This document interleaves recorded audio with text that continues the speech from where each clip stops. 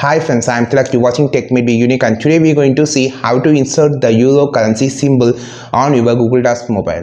And if you're new to this channel, make sure to click on subscribe button below. We just quickly move on to the video. So how to insert the euro symbol on your Google Docs mobile, I just going to show in this video. So I just opening the document and I just click on the edit option. Now you can see how to insert the euro symbol. Actually you just click on this plus symbol, you can't see any symbol that insert or inserting option about the symbol. So you just need to use your Google keyboard. Here I am using the Google keyboard, which is a Gboard. You can click on this number option. Here you can find dollar. You can have a two shortcut. You can just long press on the dollar symbol. So here you can just select the euro symbol from here. You just want to just click like this.